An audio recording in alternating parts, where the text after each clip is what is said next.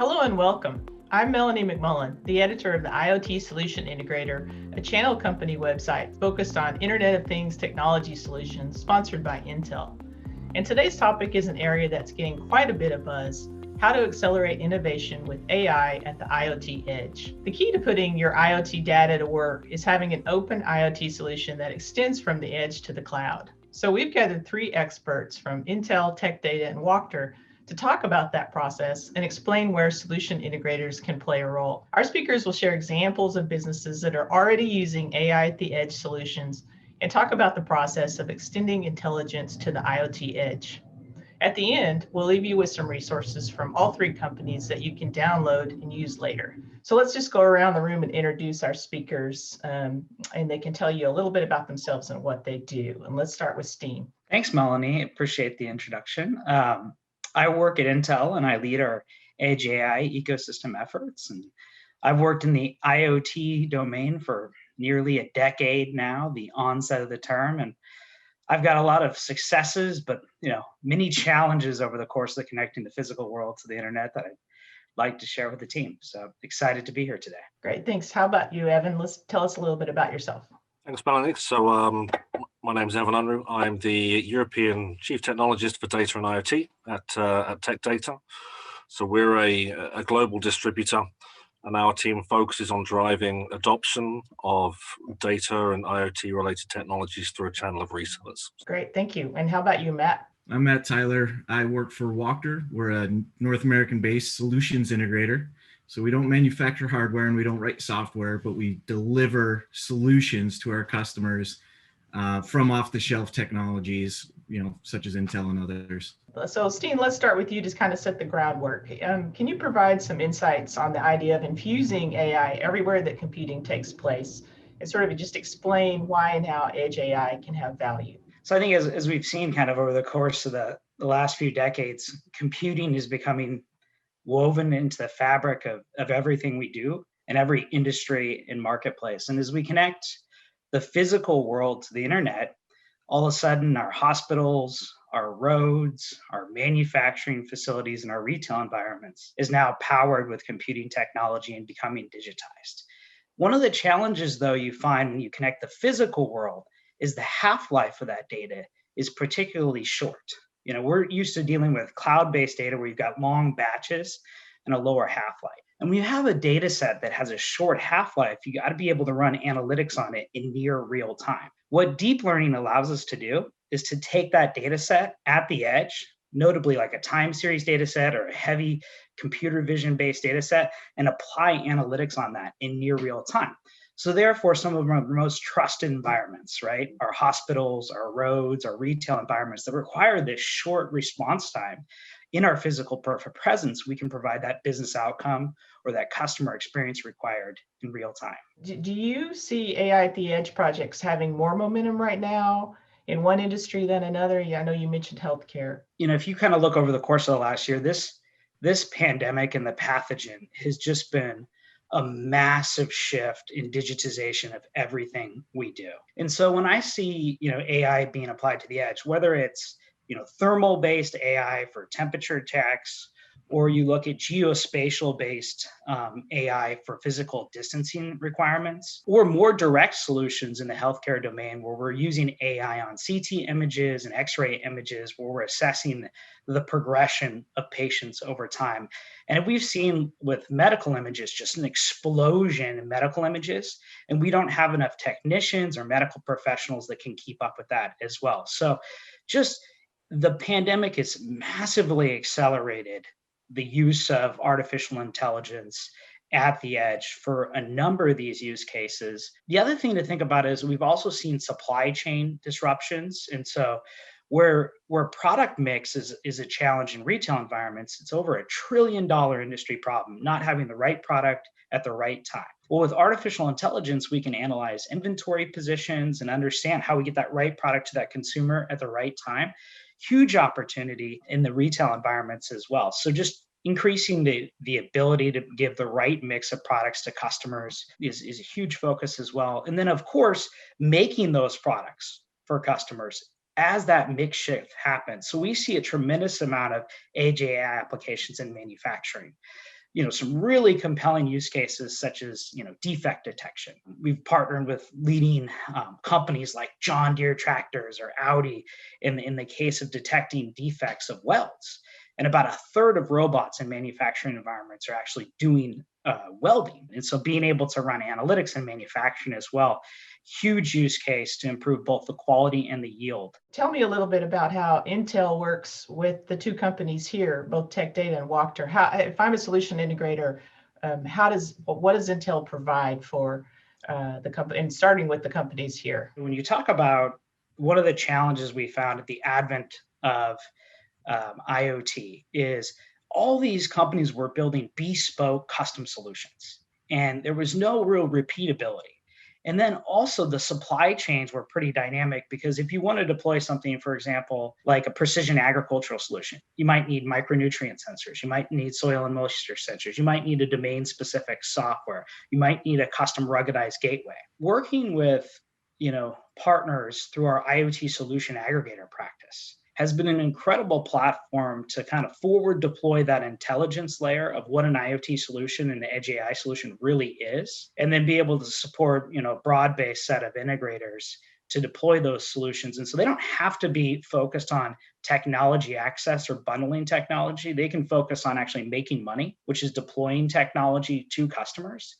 And that was one of the things that was really hanging up, the industry for a long time, is people were trying to build solutions versus deploy solutions. And so, Tech Data has been an incredible collaborator. They were recently awarded our IoT Solution Aggregator of the Year. And, I'm thrilled to learn more about what Evan's up to lately as well. And then as far as, Matt and team, they are, a leader in, for example, our market ready solutions portfolio, which is like the incredible end-to-end IoT solution that we're trying to get repeatability out of, not those bespoke solutions. And so they have a couple of offers in that portfolio, such as a remote healthcare monitoring solution that Matt and team are getting great traction with as well. And so, we look at them as just critical partners that are really forward deployed, delighting enterprises and end users, and helping us address some of the biggest challenges in the industry. And so for other partners, as I alluded to with our Intel Partner Alliance, you can see hundreds of solutions, such as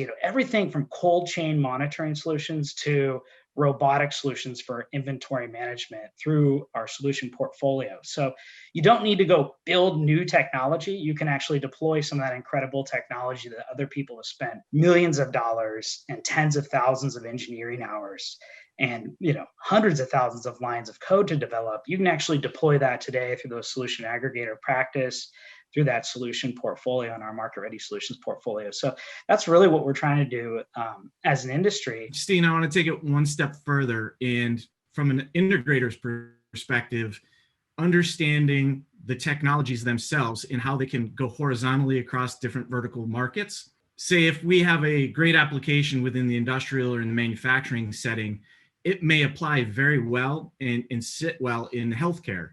It's just understanding that technology and how it can be applied into those different vertical markets with relationships with Tech Data, with Intel and others.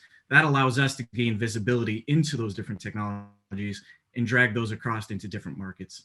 And Matt, well, I think that's such an incredible point, is when you're able to horizontalize some of these capabilities, as enterprises operate across these domains as well. And on top of that, it gives them the best total cost of ownership if they have a horizontal platform versus a vertical siloed platform. And so you're really thinking about future-proofing their technology choices and selections when you think about that horizontal mindset. Evan, let's hear a little bit from you.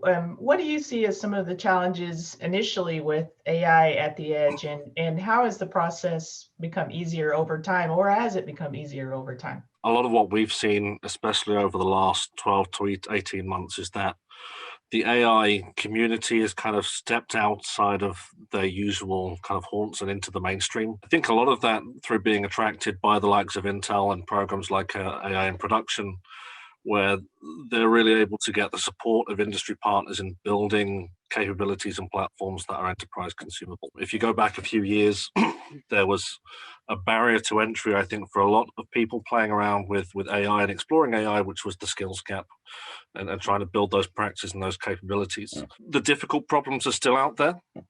and you still require data scientists and you still require data engineers to solve for the difficult problems, but the prize should be big enough. However, for a lot of the industry, let's say common themes, which we're seeing in terms of challenges, the likes of Intel, the likes of Wachter, for example, have stepped up and they've started to deliver repeatable solutions around these problems. So this AI technology can be consumed more readily. So I think that's probably one of the biggest things that I've seen, as well as also hardware readiness. This is kind of a big thing, GPU acceleration, VPU acceleration, CPU lending itself better to AI applications. Again, the last couple of years, through the advances in AI as a technology and the accompanying hardware and the ISVs coming together to bring all that together as a cohesive ecosystem, it's a lot simpler now to get involved with AI, whether it's in the edge or in the data center or wherever else. So I think accessibility is probably one of the big things that I put out there for that.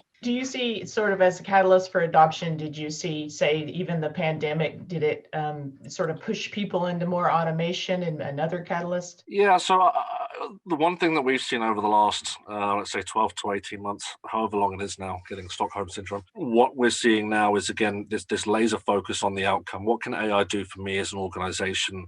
I've got real pressing needs now. My back office is shrinking. We've got staff on furlough. Our high street, we have less people on hand. We didn't have as much of, let's say, an e-commerce or omni-channel strategy in retail. And now that's really impacting us. How do we use AI as a force multiplier to maintain our customer service responsibility through an increasingly difficult time operationally, especially, Steen mentioned, supply chain has really been hit because there's been some real unpredictability within the resilience side of the supply chain, but also supply and demand itself. I mean, in the UK, for example, we had a toilet paper drought for the better part of of 2 months, but just these little things. I think organizations are now kind of going, okay, we know what pain feels like. We now know what the business outcomes are we need to achieve. So if anything, the pandemic situation has crystallized in people's minds how they should be leveraging AI. Matt, can you tell us a little bit about what you see as some of the ways AI is being used? You mentioned it in the retail store, but also talk about how it can be simplified. I know a lot of our solution integrators find it really challenging to talk about AI at the edge, and can it be simplified? It can start off very complex. There's a big concern in the industrial manufacturing space over aging workforce. Especially with COVID-19, a lot of people took retirement and will not be coming back. So we have a number of customers, like Evan said, laser focused on, autonomous guided vehicles, any way to automate these processes where they may not be able to find people to come back and never fulfill these positions. We're installing the pervasive wireless networks it takes to run these guided vehicles, consolidate ERP platforms. But to simplify, I mean, if you break it down into the simplest forms, simple things like bulk material transfer, where we have a customer that operates a bulk transfer station. They bring in coal through train and rail, and they contract over the road trucking to a third party. There's some contractual obligations to get those third party trucks in and out of these facilities within 20 minutes, or otherwise they'll be back charged. We've simplified and put some edge-based AI to look at sequencing and things like that to ensure the uptime of these facilities and to ensure that the drivers of this third-party trucking company are staying within the boundaries of what they're supposed to be doing. We've even taken it a step farther to look at compliance. So we've IoT-enabled mops in quick serve restaurants. So we understand that schedules are being met, cleanliness is being met, without having to have an extra person documenting and charting all of this information, making sure it's getting put into a system. We can dynamically change mopping schedules based off the weather outside. So there's a lot of intelligence in a mop now. And to tell you the truth, the buying center for that mop isn't facilities. It's the legal teams that are looking to avoid erroneous slip and fall claims. So it's just amazing what edge AI can do, and then who is buying it and how simple it can really be. One of the areas which we found has really helped with the edge AI story It's just the advancement within computing in general, not so much around the hardware, although definitely around the hardware, but the proliferation of container technology, Kubernetes type environments, container environments, along with these radio networks, means that these applications that are developed in the cloud or somewhere else or on a laptop can be pushed to anywhere, nice and simply deployed at the edge, updated over the air. And you don't even need necessarily, in many cases, to worry too much about how the hell you run a cable to this remote part of the world, because you spoke about the radio networks. I'm sure you were probably talking about ultra wideband. With 5G and LoRa and these other technologies, we're able to get data in and out without having to run a wire as well. And that kind of leads me to the next question, and this one's for you, Matt. What do you see as some of the challenges that you faced in the last year to implement AI, and how did you overcome those challenges? What have been some of the biggest obstacles that you've been able to solve for? It really revolves around going to scale, and it revolves around the existing infrastructure that's already in place. So IoT, from a technology perspective, edge compute, edge AI is coming down significantly in cost. Like Evan was saying, right, that there's a lot more off-the-shelf technologies. It's when it goes to scale and the cost of the implementation and the infrastructure to support it that really kind of blows it out of the water. So as an integrator, keeping our eyes on what the overall project is, looking at the entire ecosystem holistically, so we can set expectations properly, set budgets with our customers properly, because we can do a proof of concept in a warehouse and it may scale very well. We may get all the desired results at the cost or price points that we want, but maybe we have to move into the industrial side or the manufacturing side where it's a caustic environment and it requires special conduit and cabling. That really blows the budget out of the water. That has been our biggest obstacle over the last 3 years. And that's over the last 12 months, we've really addressed that by sitting down and consulting with our customers, understanding the business process that they need to solve for, the business case that they have to solve for. And then we help set the expectations from a budgeting and scaling perspective. Evan, you talked a little bit about this earlier. Do you think it's better to build or buy a solution, and why? I'm going to give you the answer that most technical people give, which is it depends. Right? There's a few things to consider here.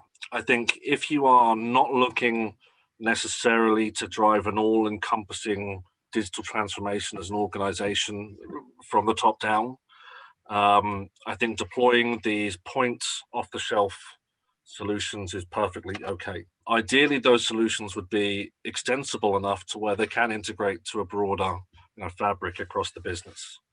What I would say as well is those typically lend themselves to the known challenges, not necessarily the corner cases that might be hitting a specific industry particularly hard, which no one's thought to solve for. Buy off the shelf for the repeatable problems. Try and make sure these solutions are at least somewhat extensible so you're not creating data silos and whatever else. If the prize is big enough in terms of the business outcome you can achieve, then by all means build something, but make sure that you adopt the proper skills and you go out to the market to partner in the right places.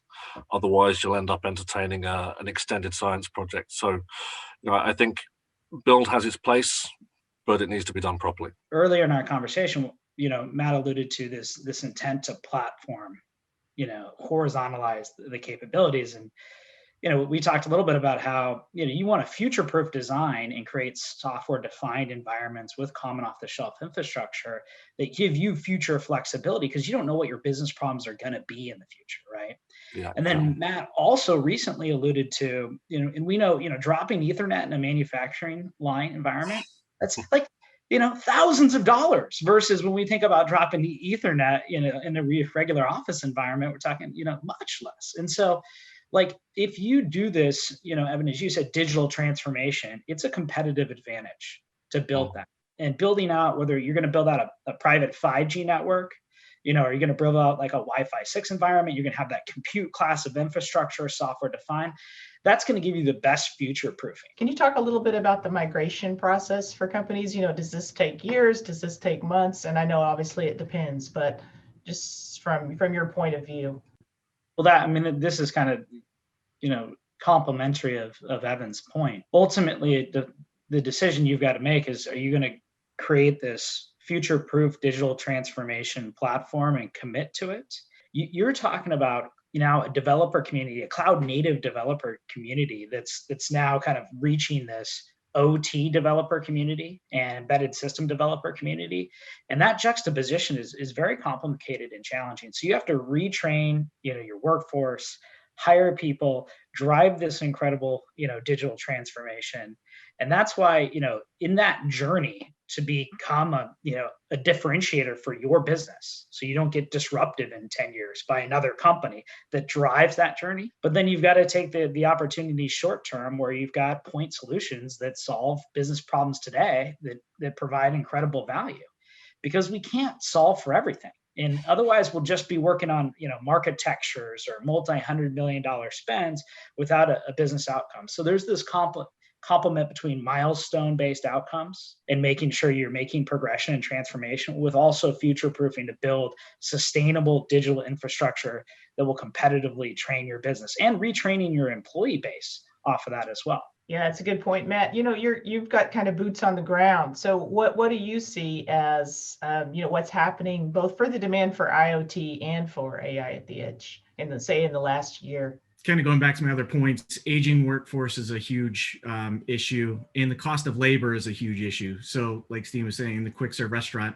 cost of labor, number one cost.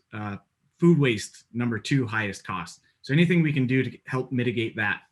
Even on top of that, say in the industrial space, compliance. We have a customer that produces their own fuel for a steel process. So they make coke, which is making coal into clean coal.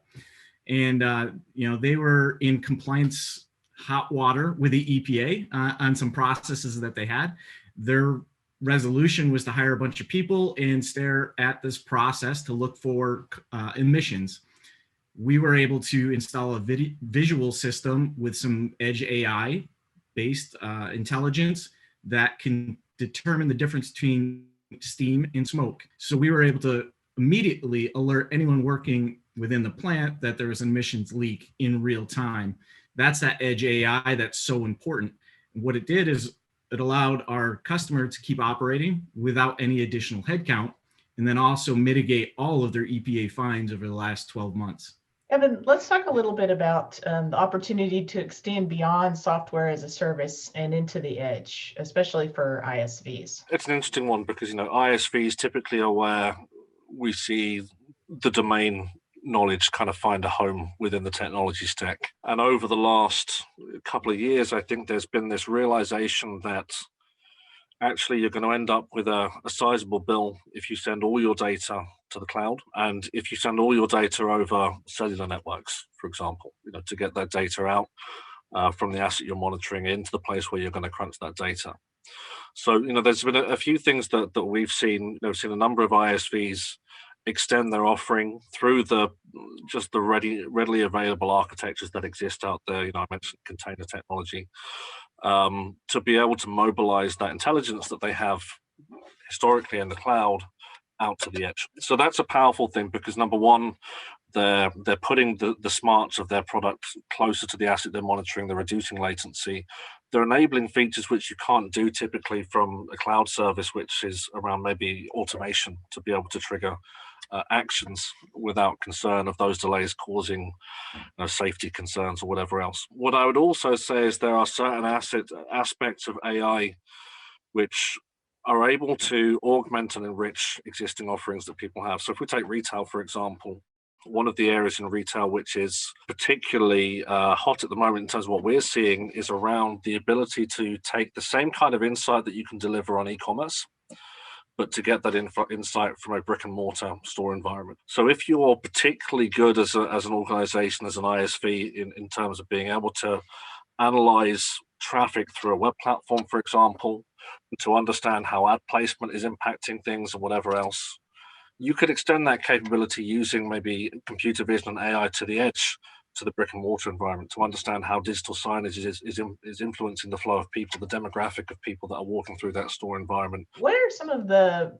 projects that you're working on now that, even coming up that might be of interest to people to hear about some of your successes? We've seen a few things. just a wealth of organizations looking to really help with the return to the workplace initiatives and return to the high street initiatives safely. Organizations that are standing up and delivering offerings around social distancing, monitoring for personal protective equipment, understanding queue lengths and things in physical spaces, because it's all very well and good managing the occupancy inside the store, but you want to understand if there's queues outside the store, because that's also a risk. We've also seen a number of projects tying into animal welfare and sustainability. Our US colleagues had a particularly great and interesting story, which I like to call the chicken story, which is where they've used a combination of, I think, vision and sound analytics to be able to understand the health of chickens in agriculture farming. You can't walk around with a thermometer monitoring every chicken, but you can understand whether those chickens are having the right behavior in terms of going to their feed quick enough, going to their water, whether they're standing still for too long, are they making the right noises, all these kinds of things, which save thousands for a farmer in terms of loss of stock, but also in terms of the amount of effort it takes to keep on top of those types of things. So, Steve, finally, let's talk a little bit about some of the support that Intel can provide to the whole ecosystem. How if I'm a solution integrator, what should I expect from Intel? Well, there's three kind of domains at which, Intel is offering technology. And one is the domain of just common off-the-shelf equipment. You heard Matt talk about this. You heard Evan talk about affordability of computing. And so, the history of Intel is providing open, common off-the-shelf, affordable computing infrastructure. And right now, we're embedding deep learning in our core product line. So you no longer need to go buy an expensive graphics card to do deep learning at the edge. We've got things like deep learning boosts and vector and neural network instructions. And we have OpenVINO, a free toolkit that allows you to run deep learning on, thousands of industry-specific custom gateways solutions. Now you can run deep learning pervasively everywhere, on that common off-the-shelf infrastructure, even the infrastructure you have deployed already, which is an incredible value proposition. So that's really, our job number one is to make it pervasive and affordable and common off the shelf, right? Then the second thing that we work on in Intel is really making sure that we have the developer tools, because we can write, we can build computer chips, but unless developers can unlock the ability of those transistors, you don't see that innovation. And we've talked a lot about AI, and so we have this toolkit, OpenVINO, that you can write once as a developer in C++ or Python, and then you can deploy across this massive install base that we have today, and new infrastructure that's optimized and purpose-built for AI, which is incredible. And we just recently launched OpenVINO integration with TensorFlow. So with just 2 lines of code, you can get a TensorFlow bridge installation in OpenVINO and get all of that advanced computing performance of OpenVINO if you're a native TensorFlow developer as well, with just 2 lines of code, which is fantastic. But we're also working on a couple other toolkits for developers that are free that are really cool. One is our OpenNest toolkit, where we're helping build new based cloud native topographies for networking. That allow you to have this cloud native developer experience, but then deploy like an SD-WAN implementation or a 5G private network. And we have reference applications for that toolkit as well to make really that computing pervasive in the physical world. And then we have like media-rich toolkits. We've got so people can do things like 5G augmented reality-based immersive experience as well, with like volumetric streaming. And so we're providing those common off-the-shelf toolkits for the critical workloads. And then ultimately, it's about making the pie bigger for everybody. And so showcasing the innovations, that you're hearing from Evan and Matt today, and making sure that, when they solve a customer problem, it doesn't become bespoke. And so building this incredible open ecosystem that showcases the incredible work Matt and Evan do every day, and make sure that those solutions are being repeated that have already delighted enterprises and users. And so that's, you get all that support, through our Intel Partner Alliance and critical initiatives with that. All right. Thanks, everyone. What a great discussion. I really enjoyed hearing all of your great stories. And you can learn more about IoT solutions on our website at www.theiotintegrator.com. Thanks for listening, and stay connected.